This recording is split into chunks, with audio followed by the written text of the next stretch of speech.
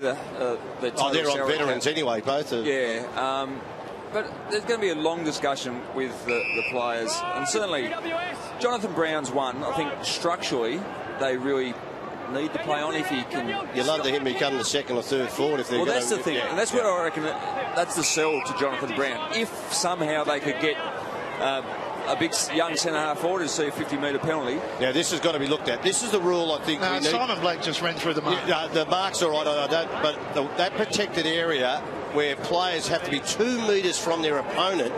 If a bloke goes the other side of the bloke with the man, the ball and the man on the mark, you cannot get to him, and you have to be in the zone 2 metres away from him. So you're going to pay a horrible price.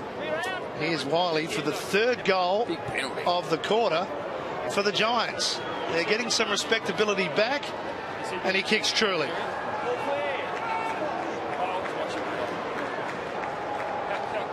Well, I'm not worried about Black here. Might have ran through that, and definitely a 50, but I'm saying there's been a lot. Times now he's been involved in an interception, and they've gone straight down the highway. Kennedy.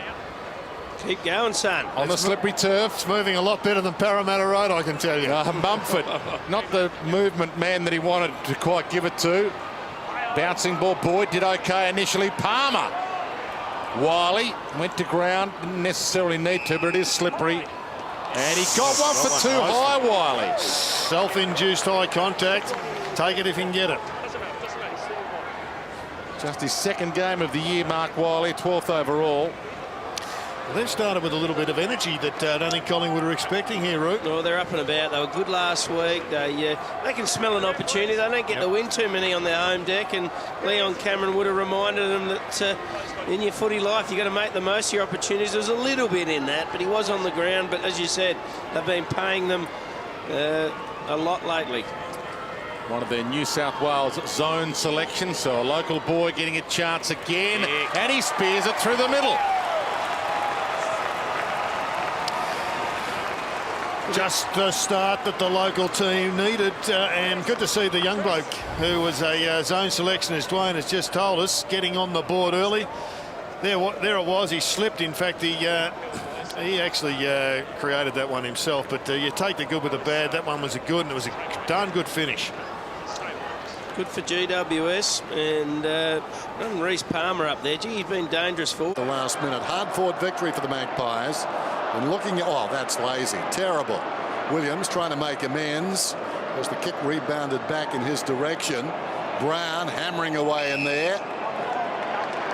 And the umpire calls for it. And Cripps popped one on the shoulder, just a stinger, I think. Nothing. Well, it's going to be a free kick, is it, to Carlton? Is that what he's saying? Yes. Whiley's getting it.